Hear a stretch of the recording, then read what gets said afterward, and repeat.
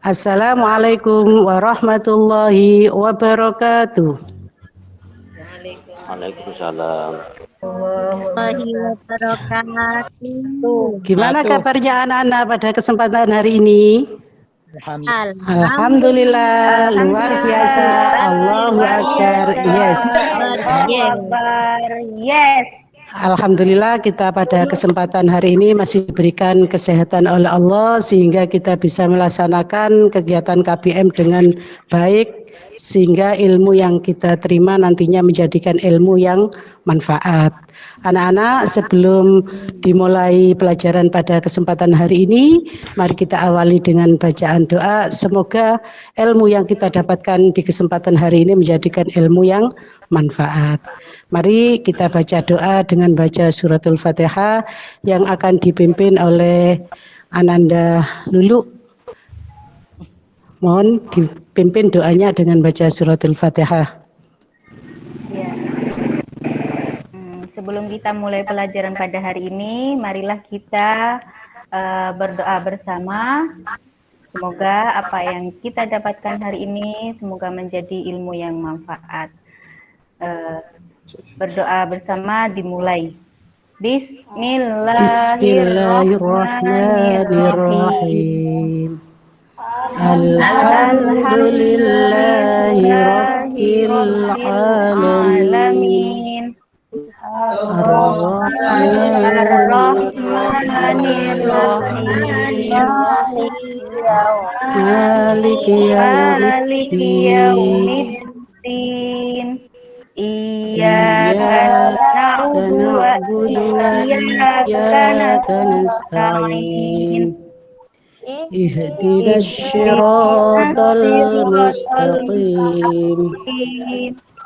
Siratal ladzina an'amta 'alaihim ghairil maghdubi 'alaihim waladdallin.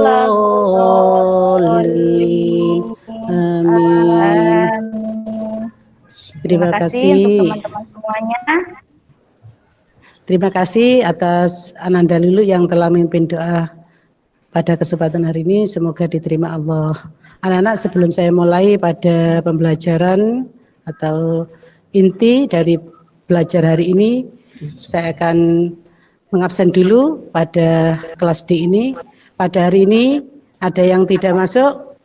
Ada, Bu. Ya, siapa? Ada, Bu. Oh ya. Absen nomor 22, Bu. Absen nomor 22 karena sakit ya, enggak masuk. Ya, mudah-mudahan kita doakan segera sembuh ya, sehingga bisa mengikuti kegiatan KBM. Anak-anak yang kami banggakan, sekarang kita masuk pada materi pelajaran yaitu tadi apa yang untuk materi pelajaran ini tadi, untuk tujuan pembelajaran pada hari ini, Ibu tadi sudah menyampaikan, yaitu masalah sholat berjamaah. Ya. Sholat berjamaah. Sebelum kita masuk ke pengertian daripada sholat berjamaah, anak-anak sudah tentunya tahu dan sudah melaksanakan karena sholat ini merupakan rukun apa? Rukun Islam. Rukun Islam yang wajib dikerjakan kita sebagai umat Islam. Sekarang pengertian sholat dulu. Sholat secara bahasa artinya doa. Secara istilah, sholat adalah suatu ibadah yang terdiri atas ucapan dan perbuatan yang dimulai dari takbiratul ihram dan diakhiri dengan salam. Sudah paham anak-anak pengertian daripada sholat? Ya, Bu. Insyaallah. Nah, saya coba Ernawati apa pengertian sholat secara bahasa? Ya coba Ernawati, tadi kok enggak dengarkan ya? Ernawati, apa arti sholat secara bahasa? Dengar, Bu, tadi, Bu. Ya, ayo apa jawabannya? Sholat secara bahasa artinya apa? Oh, Ernawati belum buka bukunya. Bukunya dibuka semua biar tahu. Mungkin saya alihkan ke Iin. Ayo Ananda Iin. Doa pinter dapat 100. Jadi sholat secara bahasa artinya doa. Secara istilah Ayo Ananda Lulu, apa artinya secara istilah? Ananda Lulu, secara istilah apa artinya sholat? Atau yang bisa menjawab? Ya, sholat secara istilah apa artinya tadi? Iya Bu, apa Bu? Udah dengar Bu? Sholat secara istilah artinya apa? Tadi sholat artinya suatu ibadah yang terdiri atas ucapan dan perbuatan yang dimulai dari takbiratul ihram dan diakhiri dengan salam. Ya. Sekarang ya sudah paham semua anak-anak? Paham, pinter. Sekarang pengertian dan keutamaan sholat berjamaah. Sholat berjamaah adalah sholat yang dikerjakan oleh 2 orang atau lebih secara bersama-sama. Salah seorang di antara mereka menjadi imam, sedang yang lain menjadi makmum. Nah, itu pengertian daripada sholat berjamaah. Sekarang saya tanya, anak-anak di rumah sholat berjamaah enggak? Sholat Bu. Sholat. Ada yang belum sholat? Sudah. Ada yang belum? Alhamdulillah, semuanya sudah sholat ya. Nah, di masa-masa COVID ini, karena ada pembatasan, karena ada juga dilarang sholat berjamaah di masjid atau musola, anak-anak tetap melaksanakan sholat berjamaah. Di mana? Di rumah bersama keluarga. Jangan sampai tidak melaksanakan sholat berjamaah. Karena sholat berjamaah itu pahalanya lebih utama, 27 derajat dibanding daripada sholat sendiri. Sebagaimana dalam hadis yang berbunyi, as-sholatul jama'ati afdhalu sholatil fadhi bisab'i wa isrina darajah.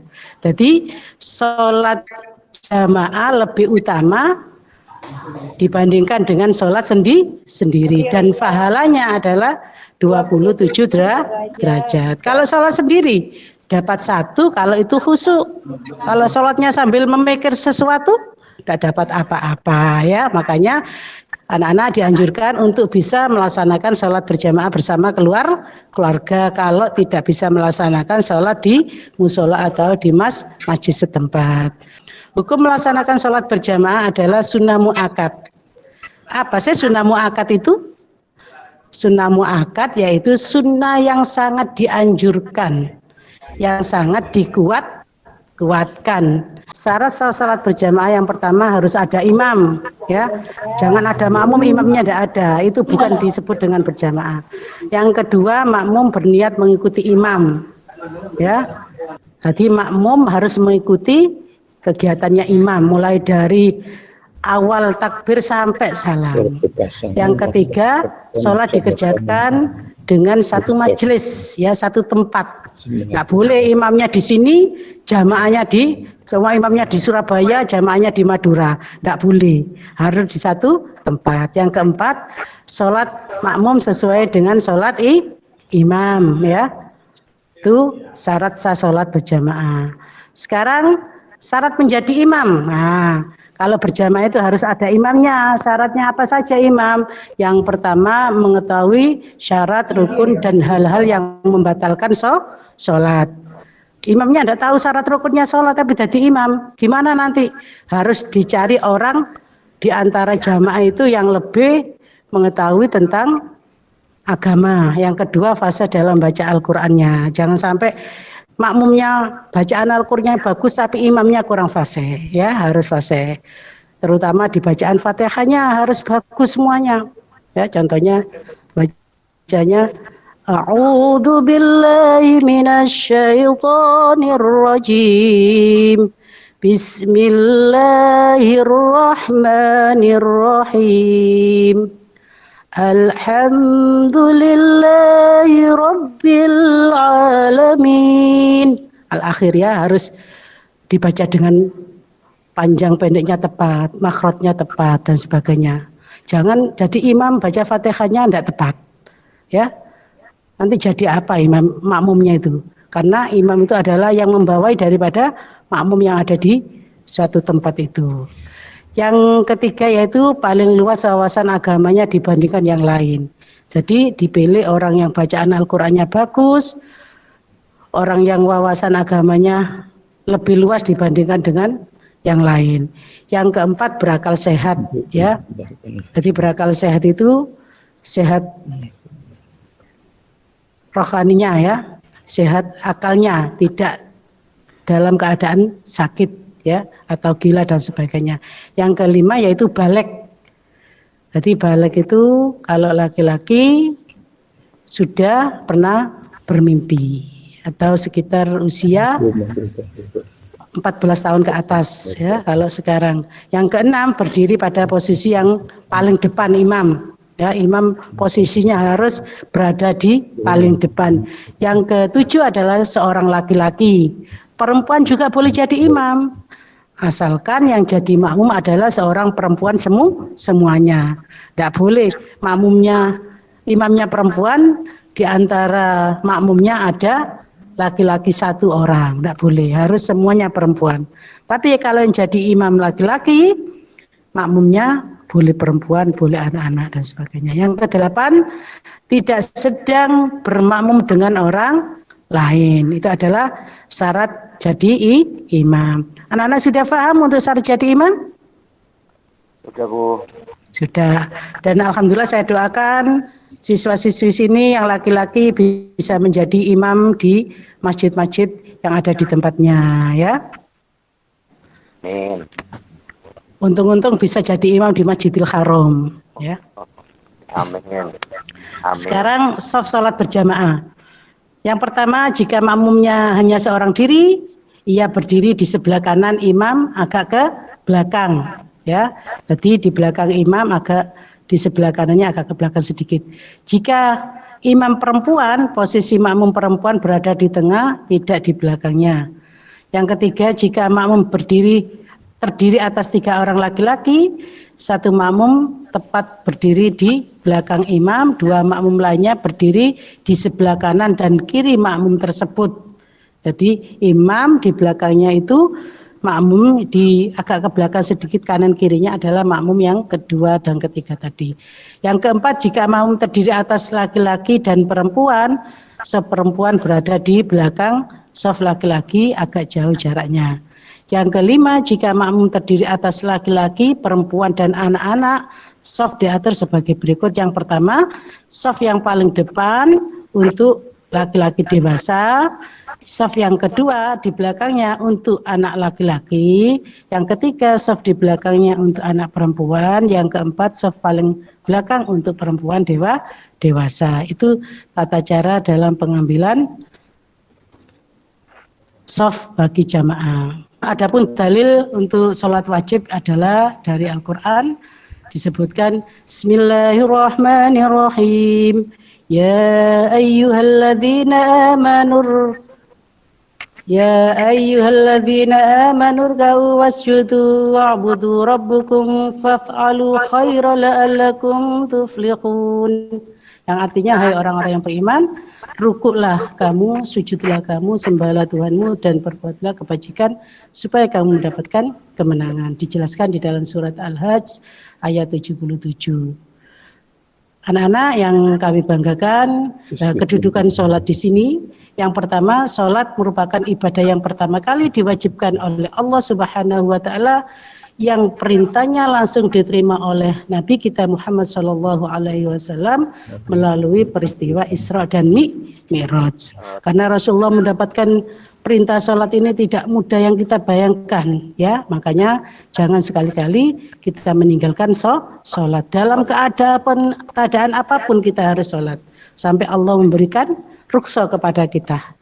Kalau kita tidak mampu sholat dengan berdiri, kita boleh melaksanakan sholat dengan duduk. Nah, kalau kita tidak mampu duduk, boleh kita melaksanakan dengan berbaring, ya. Berbaring tidak mampu dengan isyarat. Ini isyarat tidak bisa, ya harus disolati. Mungkin itu yang bisa Ibu sampaikan. Semoga menjadikan ilmu yang manfaat bagi kalian semua, dan kalian termasuk orang-orang yang ahli sholat nantinya di akhirat akan mendapatkan surganya Allah Subhanahu wa taala. Amin. Terima kasih. Ada kurang lebihnya dari saya, karena saya sebagai manusia biasa masih banyak kekurangannya, karena kesempurnaan hanya milik Allah Subhanahu wa taala. Kami akhiri, ihdinas siratal mustaqim, wallahu muwaffiq ila aqwamit thoriq. Wassalamualaikum warahmatullahi wabarakatuh.